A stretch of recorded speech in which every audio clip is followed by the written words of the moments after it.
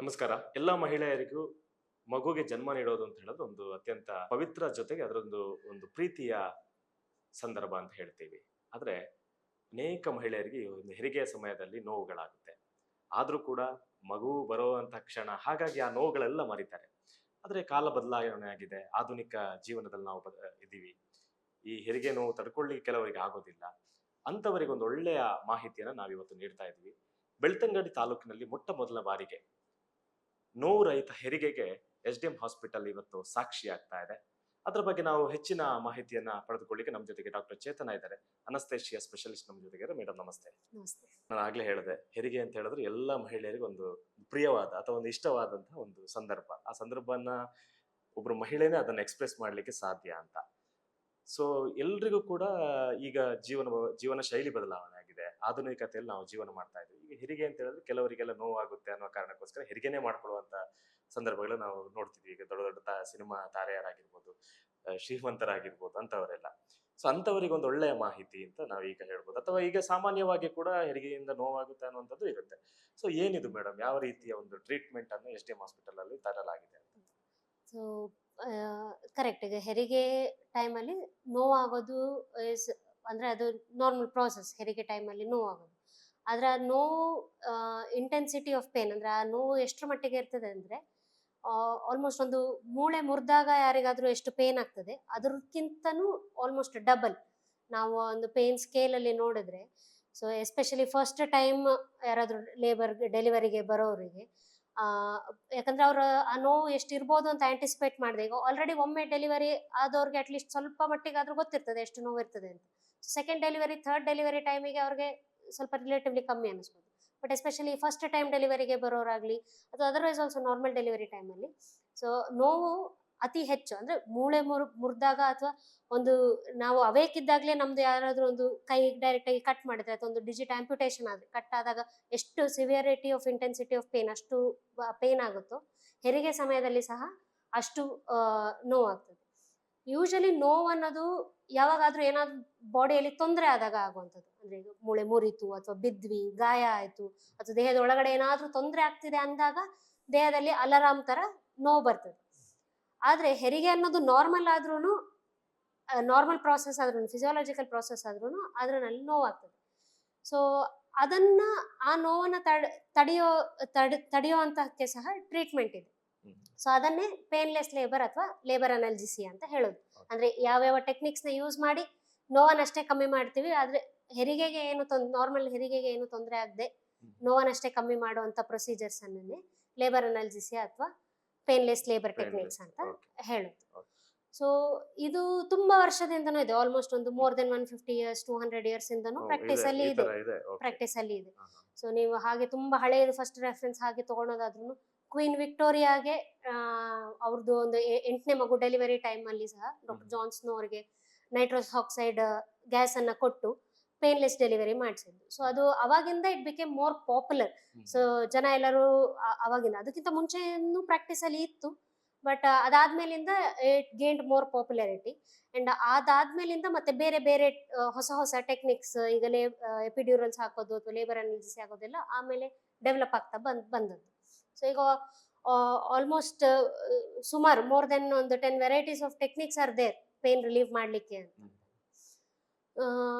So it is safe also. And ಮತ್ತೆ pain ಅಷ್ಟು severity intensity of pain ತಗೊಂಡು labour ಮಾಡ್ಬೇಕಾದ್ರೆ ಏನಾಗ್ತದೆ ಅಂತಂದ್ರೆ, ತಾಯಿಗೂ ಈಗ ಪೂರ್ತಿ ಲೇಬರ್ ಟೈಮ್ ಅಲ್ಲಿ ಅವರು ಆ ನೋವು ತಿನ್ಬೇಕಾದ್ರೆ ಬಿಗಿನಿಂಗ್ ಅಲ್ಲೂ ತಾಯಿಯೂ ಸುಸ್ತಾಗ್ತಾರೆ. ತಾಯಿ ಸುಸ್ತಾದಾಗ ಮಗುಗೆ ಸಹ ಸುಸ್ತಾಗ್ತದೆ. ಮತ್ತೆ ಅವ್ರು ಇಂಪಾರ್ಟೆಂಟ್ ಮಗುನ ಸೆಕೆಂಡ್ ಫೇಸ್ ಅಲ್ಲಿ ಪುಷ್ ಮಾಡೋ ಟೈಮ್ ಅಲ್ಲಿಯೇ ತುಂಬಾ already beginning of the labour ಇಂದನೂ ಸುಸ್ತಾಗಿದ್ರೆ ಅವಾಗ ಲಾಸ್ಟ್ ಮೇನ್ ಇಂಪಾರ್ಟೆಂಟ್ ಪುಷ್ ಮಾಡೋ ಟೈಮಲ್ಲಿ ಇನ್ನೂ ತುಂಬಾ ಸುಸ್ತಾಗಿ ಹೋಗ್ತಾರೆ, ಮತ್ತೆ ಪುಷ್ ಮಾಡದೆ ಹೋಗ್ಬೋದು. ಮತ್ತೆ ಈಗಂತೂ ಕೆಲವರು ಪರ್ಸನ್ ಟು ಪರ್ಸನ್, ಒಬ್ಬರಿಂದ ಒಬ್ಬರಿಗೆ ನೋವು ತಡ್ಕೊಳೋ ಅಂತ ಶಕ್ತಿ ಡಿಫ್ರೆಂಟ್ ಇರುತ್ತೆ. ಸೊ ಕೆಲವರು ನೋವನ್ನ ತಡ್ಕೊಂಡ್ಲಾರ್ದೆ ನಮ್ಗೆ ಸಿಸೇರಿಯನ್ ಮಾಡಿ ಅಂತ ಕೇಳ್ತಾರೆ. ಈಗ ಸಿಸೇರಿಯನ್ಗೆ ಯಾವಾಗ ತಗೋತೀವಿ, ಇದರ್ ಒಂದು ಮಗುಗೆ ಏನಾದ್ರೂ ತೊಂದರೆ ಆಗ್ತಾ ಇದೆಯಾ ಅಥವಾ ತಾಯಿಗೆ ಏನಾದ್ರೂ ತೊಂದರೆ ಆಗ್ತಾ ಇದೆಯಾ, ಅಥವಾ ಅಂದ್ರೆ ಲೇಬರ್ ನಾರ್ಮಲ್ ಆಗಿ ಪ್ರಸವ ಆಗ್ಲಿಕ್ಕೆ ಕೆಳಗಡೆ ದಾರಿ ತೆಗಿತಿಲ್ಲ ಅಥವಾ ಮಗು ಒಳಗಡೆ ಏನಾದ್ರು ಮೋಷನ್ ಮಾಡ್ಕೋತು, ಆ ತರ ಸಂದರ್ಭಗಳಲ್ಲಿ ಅಥವಾ ಮಗುಗೆ ಸ್ಟ್ರೆಸ್ ಇತ್ತು, ಆ ತರ ಸಂದರ್ಭಗಳಲ್ಲಿ ಯೂಶಲಿ ಸಿಸೇರಿಯನ್ಗೆ ತಗೊಳ್ಳೋದು. ಆದ್ರೆ ಕೆಲವೊಮ್ಮೆ ಈಗ ಪೇಷಂಟ್ಸ್ ನೋವು ನಮ್ಗೆ ತಿನ್ಲಿಕ್ಕೆ ಆಗೋದಿಲ್ಲ, ನೋವು ತುಂಬಾ ಇದೆ ಅಂತ ಹೇಳಿ ಕೆಲವೊಮ್ಮೆ ಸಿಸೇರಿಯನ್ಗೆ ರಿಕ್ವೆಸ್ಟ್ ಮಾಡ್ತಾರೆ. ಸೊ ಅಂತ ಟೈಮ್ ಅಲ್ಲಿ ಅವರು ಇದೊಂದು ಆಪ್ಷನ್ ಅನ್ನ ಯೂಸ್ ಮಾಡ್ಬೋದು. ಸೊ ಈಗ ಅವ್ರದ್ದು ತೊಂದರೆ ಅಲ್ಲಿ ಪೇನ್ ಒಂದೇ ಅಲ್ವಾ, ಮಗುನು ಆರಾಮಾಗಿದೆ, ಲೇಬರ್ ಆಗೋ ಇದು ದಾರಿ ಸಹ ಎಲ್ಲ ಚೆನ್ನಾಗಿದೆ ಅಂತ ಅಂದಾಗ, ಸೊ ಅವರಿಗೆ ನೋವೊಂದೇ ತೊಂದರೆ ಅಂದಾಗ ನೋವೊಂದನ್ನು ಕಮ್ಮಿ ಮಾಡಿದ್ರೆ ಅವರು ನಾರ್ಮಲ್ ಆಗಿ ಡೆಲಿವರಿಗೆ ಹೋಗ್ಬೋದು. ಸೊ ಈ ಟ್ರೀಟ್ಮೆಂಟ್ ಮೂಲಕ ಈ ಸಿಸೇರಿಯನ್ ಅನ್ನ ಮ್ಯಾಕ್ಸಿಮಮ್ ಅವಾಯ್ಡ್ ಮಾಡಬಹುದು ಅಂತ ಅಲ್ವಾ? ಅಂದ್ರೆ ಅವಶ್ಯಕತೆ ಇದ್ದಾಗ, ಅವಶ್ಯಕತೆ ಬಂದಾಗ, ಅಂದ್ರೆ ಈಗ ಇವನ್ ಯಾವ್ದೇ ಒಂದು ತಾಯಿಗೆ ನಾವು ಪೇನ್ಲೆಸ್ ಲೇಬರ್ ಆಪ್ಷನ್ ಕೊಟ್ಟಾಗ, ಟೆಕ್ನಿಕ್ ಎಪಿಡ್ಯೂರಲ್ ಅನಾಲಿಸಿಸ್ ಏನಾದ್ರು ಮಾಡಿದಾಗ್ಲೂ ಅವಾಗ್ಲೂನು ಅಕಸ್ಮಾತ್ ಅವಾಗ್ಲೂನು ನಾವು ಕಂಟಿನ್ಯೂಸ್ ಆಗಿ ತಾಯಿ ಮತ್ತು ಮಗುವನ್ನ ಮಾನಿಟರ್ ಮಾಡ್ತಾ ಇರ್ತೇವೆ. ಅವಾಗ ಯಾವ್ದೇ ಟೈಮಲ್ಲೂ ಮಗುಗೆ ಸ್ಟ್ರೆಸ್ ಅಥವಾ ತಾಯಿದು ಏನಾದ್ರು ಸ್ಟ್ರೆಸ್ ಏನೇ ಇದ್ರು ಅಂತ ಟೈಮಲ್ಲಿ ಇಮಿಡಿಯೇಟ್ ಆಗಿ ಅವಾಗ ಸೆಕ್ಷನ್ಗೆ ತಗೋಬೇಕಾಗ್ತದೆ. ಸೊ ಸಿಸೇರಿಯನ್ಗೆ ಇಂಡಿಕೇಶನ್ ಬಂದಾಗ ಅದನ್ನು ಮಾಡ್ಲೇಬೇಕಾಗ್ತದೆ. ಬಟ್ ಇದು ಒಂದು ಅಡ್ವಾಂಟೇಜ್ ಏನಾಗ್ತದೆ ಅಂತಂದ್ರೆ, ನೋವಿಲ್ಲದೆ ನೋವಿಂದ ಆಗುವಂತಹ ತೊಂದರೆಗಳನ್ನ ಇದರಿಂದ ತಡೆಗಟ್ಟಬಹುದು. ಈಗ ಈ ಟ್ರೀಟ್ಮೆಂಟ್ ಅನ್ನ ತಗೋಬೇಕು ಅಂತ ಹೇಳಿದ್ರೆ ಏನಾದ್ರು ಅವರನ್ನ ಪರೀಕ್ಷೆಗೆ ಒಳಪಡಿಸಬೇಕಾ ಅಥವಾ ಎಲ್ರಿಗೂ ಕೂಡ ಈ ರೀತಿ ಮಾಡಬಹುದಾ ಅಂತ?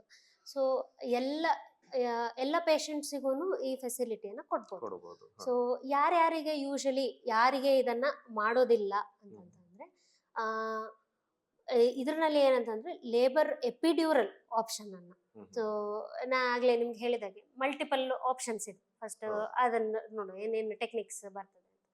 ಒಂದು ಈಗ ನಾನ್ ಫಾರ್ಮಕಾಲಜಿಕಲ್ ಟೆಕ್ನಿಕ್ಸ್ ಅಂತ ಹೇಳ್ತೀವಿ. ಅದರಲ್ಲಿ ಹೇಗೆ ಅಂತಂದ್ರೆ, ಈಗ ಒಂದು ಮ್ಯೂಸಿಕ್ ಥೆರಪಿ ಕೊಡೋದು ಅಥವಾ ಪೇಷಂಟ್ ಅನ್ನ ಕಾಮ್ ಆಗಿ ಇಡೋದು, ಹಿಪ್ನೋಸಿಸ್ ಮಾಡ್ತಾರೆ, ಮತ್ತೆ ಆಕ್ಯುಪಂಚರ್ ಮಾಡ್ತಾರೆ, ವಾಟರ್ ಬಾತ್ ಥೆರಪಿ ಅಥವಾ ಟ್ರಾನ್ಸ್ಕ್ಯೂಟೇನಿಯಸ್ ಎಲೆಕ್ಟ್ರಿಕಲ್ ಸ್ಟಿಮ್ಯುಲೇಷನ್ ಟೆನ್ಸ್ ಅಂತ ಬರ್ತದೆ. ಸೊ ನರ್ವ್ ಸ್ಟಿಮ್ಯುಲೇಟ್ ಮಾಡಿ ಇವೆಲ್ಲ ಅದರಲ್ಲಿ ಏನಂದ್ರೆ ಯಾವುದೇ ಔಷಧಿ ಅಥವಾ ಇಂಜೆಕ್ಷನ್ ಆಗ್ಲಿ ಅಥವಾ ಗ್ಯಾಸ್ ಆಗ್ಲಿ ಏನು ಕೊಡದೇನೆ ಇವು ಮಾಡಿ. ಸೊ ಈ ತರ ಸುಮಾರು ಟೆಕ್ನಿಕ್ಸ್ ಉಂಟು. ಬಟ್ ಇದರಲ್ಲಿ ಪೇಷಂಟ್ ಟು ಪೇಷಂಟ್ ತುಂಬಾ ಡಿಫ್ರೆನ್ಸ್ ಬರುತ್ತೆ. ಎಲ್ಲರಿಗೂ ಇದು ಕನ್ಸಿಸ್ಟೆಂಟ್ ಆಗಿ ಅಷ್ಟು ನೋವಿನ ರಿಲೀಫ್ ಅನ್ನ ಅಷ್ಟು ಕೊಡೋದಿಲ್ಲ. ಬಟ್ ಸ್ಟಿಲ್ ಇದನ್ನ ಕೆಲವು ಕಡೆ ಎಲ್ಲ ಪ್ರಾಕ್ಟೀಸ್ ಮಾಡ್ತಾರೆ, ನಾನ್ ಫಾರ್ಮಕಾಲಜಿಕಲ್ ಟೆಕ್ನಿಕ್ಸ್. ಇನ್ನು ಫಾರ್ಮಕಾಲಜಿಕಲ್ ಅಥವಾ ನಾವು ಏನಾದ್ರು ಔಷಧಿ ಕೊಟ್ಟು ಕಮ್ಮಿ ಮಾಡುವಂತ ಇದ್ರಲ್ಲಿ ಅಂತಂದ್ರೆ, ಹೇಳ್ದೆ ಕೈ ಮುಖಾಂತರ ಇಂಜೆಕ್ಷನ್ಗಳು ಅದು ಯೂಶಲಿ ಕೊಡ್ತೇವೆ. ಈಗ ಒಂದು ಪ್ಯಾರಾಸಿಟಮಾಲ್ ಆಗ್ಲಿ ಅಥವಾ ಟ್ರೆಮಡಾಲ್ ಆಗ್ಲಿ, ವಿಚ್ ಮಗುಗೆ ಏನು ತೊಂದರೆ ಮಾಡಿದ ಹಾಗೆ. ಮತ್ತೆ ಇನ್ನು ಸ್ಟ್ರಾಂಗ್ ಆಗಿ ಅಂತಂದ್ರೆ ಓಪಿಯಾಯ್ಡ್ಸ್ ಅಂತ ಇಂಜೆಕ್ಷನ್ ಬರ್ತವೆ, ಫೆಂಟನಿಲ್ ಇಂಜೆಕ್ಷನ್ ಅಥವಾ ಪೆಥೆಡಿನ್ ಇಂಜೆಕ್ಷನ್ಗಳನ್ನ ಕೊಟ್ಟು ಸಹ ನೋವನ್ನು ಕಮ್ಮಿ ಮಾಡ್ಬೋದು. ಒಂದೇ ಏನಂದ್ರೆ ಅದರಲ್ಲಿ ಆ ಇಂಜೆಕ್ಷನ್ಗಳು ಮಗುಗೆ ಸಹ ರೀಚ್ ಆಗ್ತವೆ. ಸೊ ಹಾಗಾಗಿ ಅವಾಗ ಮಗುವನ್ನು ಮತ್ತೆ ತಾಯಿಯನ್ನ ಇಬ್ಬರನ್ನು ಮಾನಿಟರ್ ಮಾಡ್ಬೇಕಾಗ್ತದೆ. ಸೊ ಡೋಸ್ ಮಗುಗೆ ರೀಚ್ ಆಗದೆ ಇರ್ಲಿ ಅಂತ ಡೋಸ್ ಕಮ್ಮಿ ಕೊಟ್ರೆ ನೋವು ಪೂರ್ತಿ ಕಮ್ಮಿ ಆಗೋದಿಲ್ಲ. ಅದೇ ನೋವು ಕಮ್ಮಿ ಆಗ್ಲಿ ಅಂತ ಡೋಸ್ ಜಾಸ್ತಿ ಕೊಟ್ರೆ ಮಗುಗೆ ಹೆಚ್ಚು ರೀಚ್ ಆಗುವಂತ ಒಂದು ಇದು ಇರ್ತದೆ ಅದ್ರಲ್ಲಿ. ಮತ್ತೆ ಇವುಗಳ ಅಲ್ಲದೆ ಇನ್ನು ಬೇರೆ ಅಂತಂತಂದ್ರೆ ಗ್ಯಾಸ್ ಮುಖಾಂತರದಲ್ಲಿ ಕೊಡ್ಬೋದು. ಎಂಟನಾಕ್ಸ್ ಅಂತ ಆಕ್ಸಿಜನ್ ಮತ್ತೆ ನೈಟ್ರಸ್ ಆಕ್ಸೈಡ್, ಈಗ ಲಾಫಿಂಗ್ ಗ್ಯಾಸ್ ಅಂತ ಕೇಳಿರ್ತೀರ, ನೈಟ್ರಸ್ ಆಕ್ಸೈಡ್. ಸೊ ಅದರಲ್ಲಿ ಸಹ ನೋವು ಕಮ್ಮಿ ಆಗ್ತದೆ. ಸೊ ಗ್ಯಾಸ್ ಮುಖಾಂತರದಲ್ಲಿ ಸಹ ನಾವು ಪೇಷಂಟಿಗೆ ನೋವು ಕಮ್ಮಿ ಮಾಡ್ಲಿಕ್ಕೆ ಕೊಡ್ಬೋದು. ಅವರು ಎಂತ ಇಲ್ಲ, ಮಾಸ್ಕ್ ಅಲ್ಲಿ ಆ ಗಾಳಿಯನ್ನ, ಎಂಟನಾಕ್ಸ್ ಗಾಳಿಯನ್ನ ಅವರು ತಗೊಂಡ್ರೆ ಅವರಿಗೆ ನೋವಿದು ಇಂಟೆನ್ಸಿಟಿ ಕಮ್ಮಿ ಆಗ್ತದೆ. ಇದು ಬಿಟ್ರೆ ಬೆನ್ನಿಗೆ ಒಂದು ಇಂಜೆಕ್ಷನ್. ಸೊ ಬೆನ್ನಿಗೆ ಇಂಜೆಕ್ಷನ್ ಕೊಡೋದ್ರಲ್ಲಿ ಎಪಿಡ್ಯೂರಲ್ ಕೆಥೆಟರ್ಸ್ ಹಾಕ್ಬಹುದು. ಅದು ಕೆಥೆಟರ್ ಹಾಕಿದ್ರೆ ನಾವು ಗಂಟೆಗೂ ಅವರಿಗೆ ಅದರಲ್ಲಿ ಟಾಪ್ ಅಪ್ ಇಂಜೆಕ್ಷನ್ ಗಳನ್ನ ಅಥವಾ ಇನ್ಫ್ಯೂಷನ್ ಆಗಿ ಕಂಟಿನ್ಯೂಸ್ ಆಗಿ ಅದು ಕೊಡ್ಬೋದು ಅರ್ಲಿ ಸ್ಟೇಜ್ ಅಲ್ಲಿ. ಅಥವಾ ಬೆನ್ನಲ್ಲಿ ಒಂದು ಸಿಂಗಲ್ ಇಂಜೆಕ್ಷನ್ ಕೊಟ್ಟು ಸ್ಪೈನಲ್ ಅಲ್ಲಿ ಸಹ ಒಂದು ಸಿಂಗಲ್ ಡ್ರಗ್ ಅನ್ನು ಕೊಟ್ಟು ಸಹ ಅವರದ್ದು ನೋವನ್ನು ಕಮ್ಮಿ ಮಾಡ್ಬೋದು. ಸೊ ಈ ಬೆನ್ನಿಗೆ ಯಾವಾಗ ಇಂಜೆಕ್ಷನ್ ಕೊಡ್ತೇವೆ ಆವಾಗ ನಾವು ತಾಯಿಯ ಮತ್ತೆ ಮಗುವಿದು ಇಬ್ಬರದನ್ನು BP ಮತ್ತೆ ಹಾರ್ಟ್ ರೇಟ್ ಎಲ್ಲವನ್ನು ಕಂಟಿನ್ಯೂಸ್ ಆಗಿ ಮಾನಿಟರ್ ಮಾಡ್ತಾ ಇರ್ತೇವೆ. ಮತ್ತೆ ನಾವು ಕೊಡೋ ಡೋಸ್ ಹೇಗೆ ಇರ್ತದೆ ಅಂತಂದ್ರೆ, ಪೇಷಂಟಿಗೆ ಕಾಲು ಮರಗಟ್ಟದೇ ಇರೋ ಹಾಗೆ, ಬರೀ ನೋವಷ್ಟೇ ಕಮ್ಮಿ ಆಗ್ತದೆ. ಆದ್ರೆ ತಾಯಿಗೆ ಅವರದು ಗರ್ಭಕೋಶ ಏನು ನಾರ್ಮಲ್ ಡೆಲಿವರಿಯಲ್ಲಿ ಕಾಂಟ್ರಾಕ್ಟ್ ಆಗ್ತದೆ ಅದು ಗೊತ್ತಾಗ್ತದೆ, ಅದಕ್ಕೆ ನಾರ್ಮಲ್ ಆಗಿ ಕಂಟಿನ್ಯೂ ಆಗ್ತದೆ. ಬರೀ ನೋವಿನ ಸೆನ್ಸೇಷನ್ ಅನ್ನ ಮಾತ್ರ ಇದರಲ್ಲಿ ನಾವು ನಿಲ್ಸೋದು. ಸೊ ಬೆನ್ನಿಗೆ ಇಂಜೆಕ್ಷನ್ ಕೊಡೋದ್ರಿಂದ ಅವರದು ಕಾಂಟ್ರಾಕ್ಷನ್ಸ್ ನಿಲ್ತದೆ ಅಂತ ಇಲ್ಲ, ಅದು ನಾರ್ಮಲ್ ಆಗಿ ಪ್ರೊಸೀಡ್ ಆಗ್ತದೆ. ತಾಯಿಗೆ ಇವನ್ ಅದು ಗರ್ಭಕೋಶ ಕಾಂಟ್ರಾಕ್ಟ್ ಆಗೋ ಫೀಲಿಂಗ್ಸ್ ಅದು ಎಲ್ಲಾನು ಗೊತ್ತಾಗ್ತದೆ, ಆದ್ರೆ ನೋವೊಂದು ಗೊತ್ತಾಗೋದಿಲ್ಲ ಅಷ್ಟೇ.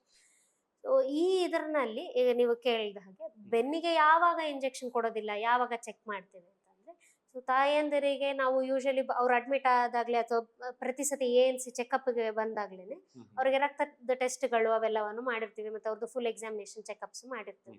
ಸೊ ಇವನ್ ಅವರು ಲೇಬರ್ ಅನಲ್ಸಿ ಬೇಕು ಅಂತ ಹೇಳಿದಾಗ್ಲೂ ಅವ್ರದ್ದು ಫುಲ್ ಚೆಕಪ್ ಮಾಡಿ ಅವರನ್ನ ಪೂರ್ತಿ ಚೆಕಪ್ ಮಾಡ್ತೀವಿ. ಅಂದ್ರೆ ಅವ್ರದ್ದು ಹಿಸ್ಟ್ರಿ ಎಲ್ಲ, ಏನಾದ್ರೂ ಅವರಿಗೆ ಶುಗರ್, BP ಇದ್ರದ್ದು ತೊಂದರೆ ಎಲ್ಲ ಉಂಟಾ ಅದೆಲ್ಲವನ್ನು ಕೇಳ್ತೇವೆ.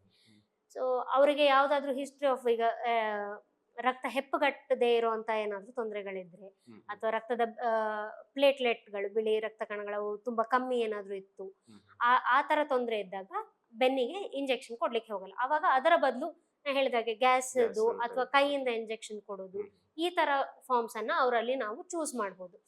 ಸೊ ಅವರಿಗೆ ಮತ್ತೆ ನಾವು ಇಂಜೆಕ್ಷನ್ ಕೊಡೋ ಜಾಗದಲ್ಲಿ ಬೆನ್ನಲ್ಲಿ ಏನಾದ್ರೂ ಇನ್ಫೆಕ್ಷನ್ ಇತ್ತು ಅಂತಂದ್ರೆ ಅವಾಗ್ಲೂ ಅಲ್ಲಿ ಕೊಡ್ಲಿಕ್ಕಾಗಲ್ಲ, ಯಾಕಂದ್ರೆ ಮತ್ತೆ ಸ್ಕಿನ್ ಇಂದ ಆ ಇನ್ಫೆಕ್ಷನ್ ಒಳಗಡೆಗೆ ಸ್ಪ್ರೆಡ್ ಆಗಬಾರ್ದು ಅಂತ ಟೈಮಲ್ಲಿ.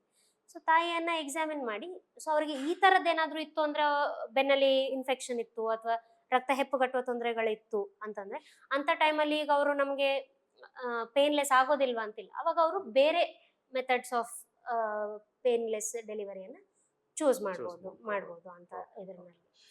ಇನ್ನೊಂದು ಪ್ರಶ್ನೆ, ನಮ್ದು ಗ್ರಾಮೀಣ ಪ್ರದೇಶ, ಹಾಗಾಗಿ ಮಹಿಳೆಯರು ಸ್ವಲ್ಪ ಹೆದರಿಕೆ ಇರುತ್ತೆ, ಏನಾದ್ರು ಸೈಡ್ ಎಫೆಕ್ಟ್ಗಳಿದೆಯಾ ಅಥವಾ ಏನಾದ್ರು ಸಮಸ್ಯೆಗಳಾಗುತ್ತಾ ಅನ್ನುವಂಥದ್ದು ಇರುತ್ತೆ. ಸೊ ಅದಕ್ಕೆ ಒಂದು ಉತ್ತರ ಕೊಡೋದಾದ್ರೆ ಏನ್ ಹೇಳಬೇಕು ಬಯಸ್ತೀರಿ? ಸೊ ನಾವು ಇಮಿಡಿಯೇಟ್ ಕಾಂಪ್ಲಿಕೇಶನ್ಸ್ ಅಂತ ಹೇಳೋದಾದ್ರೆ, ಎಪಿಡ್ಯೂರಲ್ ಹಾಕಿದಾಗ ಒಂದು ಕೆಲವೊಬ್ಬರಿಗೆ ಸೆನ್ಸಿಟಿವಿಟಿ ಜಾಸ್ತಿ ಇದ್ರೆ BP ಕಮ್ಮಿ ಆಗೋ ಚಾನ್ಸ್ ಇರ್ತದೆ. ಸೊ ಹಾಗಾಗಿ ಅದಕ್ಕೆ ನಾವು ಕಂಟಿನ್ಯೂಸ್ ಆಗಿ ಪೇಷಂಟ್ BP ಅನ್ನ ಮಾನಿಟರ್ ಮಾಡ್ತಾ ಇರ್ತೇವೆ. BP ಕಮ್ಮಿ ಆದ್ರೆ BP ಮೇಂಟೈನ್ ಮಾಡೋದಕ್ಕೆ ಇಂಜೆಕ್ಷನ್ಸ್ ಇವನ್ನೆಲ್ಲ ಕೊಡ್ತೇವೆ.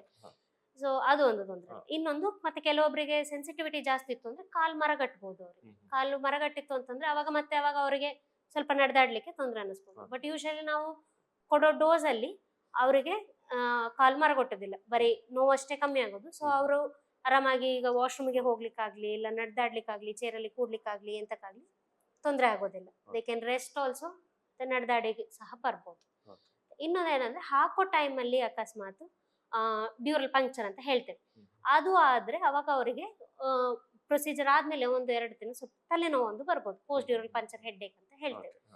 ಸೊ ಅದು ಅಕಸ್ಮಾತ್ ಹಾಕ್ಬೇಕಾದ್ರೆ ಡ್ಯೂರಲ್ ಪಂಕ್ಚರ್ ಆದ್ರೆ ಅಷ್ಟೇ, ಇಲ್ಲ ಅಂತಂದ್ರೆ they might not get that. ಅದು ಹಾಗೆ ಹೆಡ್ಡೇಕ್ ಆದ್ರೂ, ಪೋಸ್ಟ್ ಡ್ಯೂರಲ್ ಪಂಕ್ಚರ್ ಆಗಿ ಅವರಿಗೆ ಹೆಡ್ಡೇಕ್ ಬಂದ್ರೂ ಅಡಿಕ್ವೇಟ್ ಹೈಡ್ರೇಷನ್ ಮತ್ತೆ ಅದಕ್ಕೆ ಒಂದು 2 days ಟ್ಯಾಬ್ಲೆಟ್ ಇದರಲ್ಲಿ ಅದು ಸಹ ಕಮ್ಮಿ ಆಗ್ತದೆ. ಸೊ ಹಾಗೆ ಅವರು ಲೈಫ್ ಥ್ರೆಟನಿಂಗ್ ಕಾಂಪ್ಲಿಕೇಶನ್ಸ್ ಅಂತ ಇದರಲ್ಲಿ ಆಗೋದಿಲ್ಲ. ಒನ್ ವರ್ಡ್ ಅಲ್ಲಿ ಹೇಳ್ಬೇಕು ಅಂತ ಹೇಳಿದ್ರೆ ಏನು ಪ್ರಾಬ್ಲಮ್ ಇಲ್ಲ, ಆರಾಮ್ಸಾಗಿ ಈಸಿಯಾಗಿ ತಗೋಬಹುದು. ಸೇಫ್ ಆಗಿ ಮಗುಗೆ ಮತ್ತೆ ತಾಯಿಗೆ ಇಬ್ಬರಿಗೂ ಎಪಿಡ್ಯೂರಲ್ ಮತ್ತೆ ಇದು ಕೊಡೋದು ಸೇಫ್ ಪ್ರಾಬ್ಲಮ್ ಇಲ್ಲ, ಆರಾಮ್ಸಾಗಿ ತಗೋಬಹುದು. ಓಕೆ. ಸೊ ನಮ್ಮ ಈ ಬೆಳ್ತಂಗಡಿ ತಾಲೂಕಲ್ಲಿ ಫಸ್ಟ್ ಟೈಮ್ ಇದನ್ನ ಇಂಟ್ರೊಡ್ಯೂಸ್ ಮಾಡ್ತಾ ಇದ್ದಾರೆ. ಹೌದು, ಫಸ್ಟ್ SDM ಆಸ್ಪತ್ರೆಯಲ್ಲಿ ಮಾತ್ರ ಅಂತ.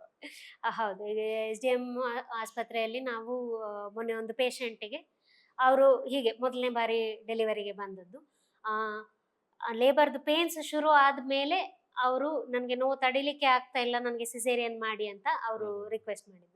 ಸೊ ಅಲ್ಲಿ ಮಗುಗೂ ಏನು ತೊಂದರೆ ಇರಲಿಲ್ಲ ಅಥವಾ ತಾಯಿಗೂ ಏನು ತೊಂದರೆ ಇರಲಿಲ್ಲ, ಅವರು ಬರೀ ನೋವು ಅಂದ್ರೆ ಸಲುವಾಗಿ ಅವರು ನನಗೆ ಸಿಸೇರಿಯನ್ ಮಾಡಿ ಅಂತ ಕೇಳ್ತಾ ಇದ್ರು. ಸೊ ಆವಾಗ ಅವರಿಗೆ ನಾವು ಹೀಗೆ ಒಂದು ಆಪ್ಷನ್ ಕೊಟ್ವಿ, ನೋವಿಗೆ ಒಂದು ಬೆನ್ನಿಗೆ ಇಂಜೆಕ್ಷನ್ ಕೊಡ್ತೇವೆ, ನಿಮ್ಗೆ ಅದು ಒಪ್ಪಿಗೆ ಆದ್ರೆ ನಾವು ಮಾಡುವ ಅಂತ. ಸೊ ಪೇಷಂಟ್ ಸಹ ಅದಕ್ಕೆ ಒಪ್ಪಿಗೆ ಕೊಟ್ಟ ಮೇಲೆ ನಾವು ಪೇಷಂಟ್ ಬೆನ್ನಿಗೆ ಎಪಿಡ್ಯೂರಲ್ ಹಾಕಿ ಮತ್ತೆ ಇಂಜೆಕ್ಷನ್ ಕೊಟ್ಟ ಕೂಡಲೇ ಅವರಿಗೆ ಪೇನ್ ರಿಲೀಫ್ ಇತ್ತು. ಮತ್ತೆ 1 ಗಂಟೆಯಲ್ಲಿ ಅವ್ರದ್ದು ಡೆಲಿವರಿ ಸಹ ಪ್ರೋಗ್ರೆಸ್ ಆಗಿ ನಾರ್ಮಲ್ ಆಗಿಯೇ ಅವ್ರದ್ದು ಡೆಲಿವರಿ ಸಹ ಆಯ್ತು. ಸೊ ಒಂದು ದೊಡ್ಡ ಮಟ್ಟದ ಯಶಸ್ಸು ಅಲ್ವಾ? ಹೌದು.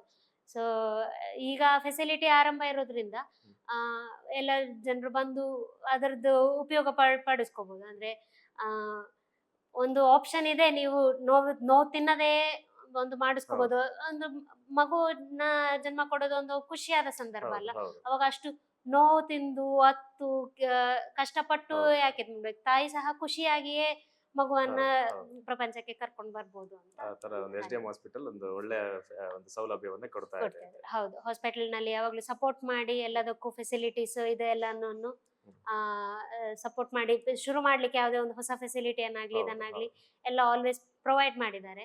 ಸೊ ಹಾಗಾಗಿ ಒಂದು ಸೇಫ್ ಅಂಡ್ ಕಂಫರ್ಟಬಲ್ ಎನ್ವಿರಾನ್ಮೆಂಟ್ ಅನ್ನು ತಾಯಿಗೆ ಕ್ರಿಯೇಟ್ ಮಾಡ್ಲಿಕ್ಕೆ ಇದೊಂದು ಒಳ್ಳೆ ಆಪರ್ಚುನಿಟಿ SDM ಅಲ್ಲಿ ಶುರು ಕರೆಕ್ಟ್. ಹೌದು, ನಮ್ಮ ಈ ಬೆಳ್ತಂಗಡಿ ತಾಲೂಕಿನ ಜನರು ಅದನ್ನ ಸದುಪಯೋಗ ಪಡ್ಕೊಂಡು ಸದುಪಯೋಗ ಬೆಳ್ತಂಗಡಿ ಮಾತ್ರ ಪಡಿಸ್ಕೋಬೇಕು ಅಲ್ಲಿ ಪಕ್ಕದ ಚಿಕ್ಕಮಗಳೂರು ಆಗಿರ್ಬೋದು, ಮಂಗಳೂರಿಂದ ಕೂಡ ಬಂದ್ರು ಬಂದು ಇಲ್ಲಿಂದ ಮಾಡಿಸ್ಕೋಬಹುದು. ಮಾಡಿಸ್ಕೋಬಹುದು. ಹೌದು ಸಾಮಾನ್ಯವಾಗಿ ನಾನು ಆಗ್ಲೇ ಹೇಳಿದೆ, ನಮ್ದು ಗ್ರಾಮೀಣ ಪ್ರದೇಶ, ಹಾಗಾಗಿ ಜನಗಳು ಸ್ವಲ್ಪ ಖರ್ಚು ಮಾಡೋಕೆ ಯೋಚನೆ ಮಾಡ್ತಾರೆ.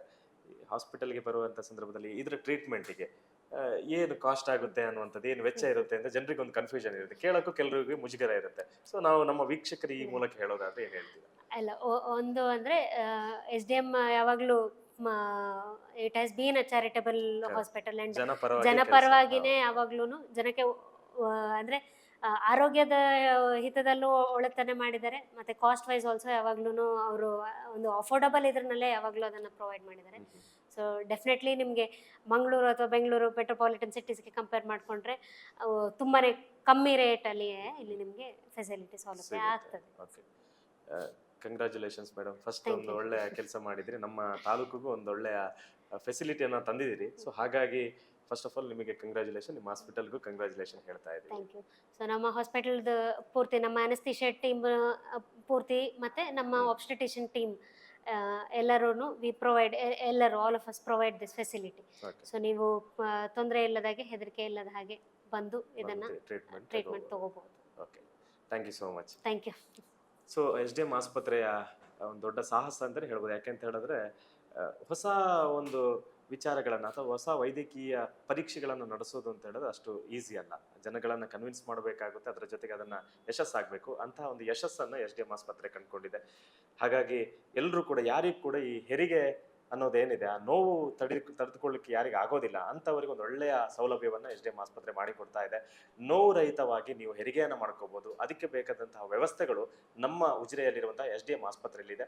ಅಂತಹ ಒಂದು ಸೌಲಭ್ಯವನ್ನು ಪಡೆದುಕೊಳ್ಬೇಕು, ಅದ್ರ ಜೊತೆಗೆ ನಿಮ್ಮ ಮೂಲಕ ಬೇರೆಯವರಿಗೂ ತಿಳಿಸುವಂಥ ಕೆಲಸ ಆಗಬೇಕು. ಯಾವುದೇ ಒಂದು ಪರೀಕ್ಷೆ ಅಥವಾ ಯಾವುದೇ ಒಂದು ಹೊಸ ಒಂದು ಕಾನ್ಸೆಪ್ಟ್ ಬಂದಾಗ ಅದನ್ನು ಜನಗಳು ತೆಗೆದುಕೊಂಡಾಗ ಮಾತ್ರ ಅದು ಯಶಸ್ಸಾಗಲಿಕ್ಕೆ ಸಾಧ್ಯ ಅಂತ ಹೇಳ್ತಾ ನಿರಂತರವಾಗಿ ಇಲ್ಲಿಗೆ ಬರ್ತಾ ಇರಿ, ಇಂತಹ ಒಂದು ಉತ್ತಮವಾದಂಥ ಫೆಸಿಲಿಟಿಗಳನ್ನು ಪಡೆದುಕೊಳ್ತಾ ಇರಿ ಅನ್ನುವಂಥ ಮಾತನ್ನು ಹೇಳ್ತಾ ಇದ್ದೀವಿ. Thank you.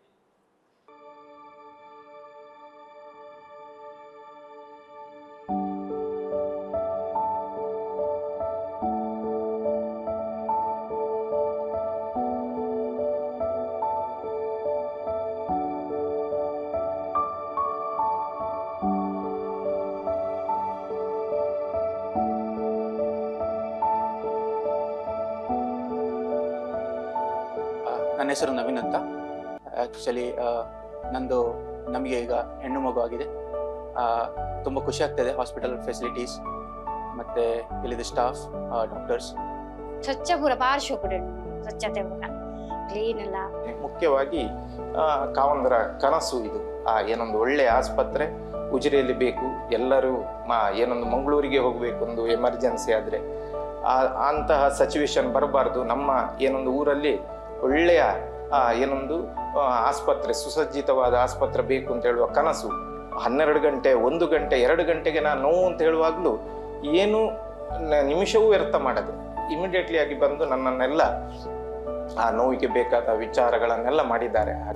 ಪಾರ್ಶ್ವ ಕೂಡ ಹೂ ಪೇರು ಡಾಕ್ಟರ್ ಸ್ವರ್ಣಲತ ಡಾಕ್ಟರ್ ಎಂಟ್ಲ ಅದಕ್ಕ ಬೊಕ್ಕ ಬಾಲೆ ಒಂಚೂರು ತೊಂದರೆ ಉಂಡು ಇತ್ತೆ ನೆಟ್ ಐಶ್ವರ್ಯ ಬಾಲೆ ಅಣ್ಣೆಲ್ಲ ಬಾರ್ಲ ಆ ಕಡೆ ಹೂ ಒಂದುಲ್ಲೇರು ಖುಷಿ ಅನ್ನೆಗ್ಲೇ ಮೂರು ಬಾರಿ.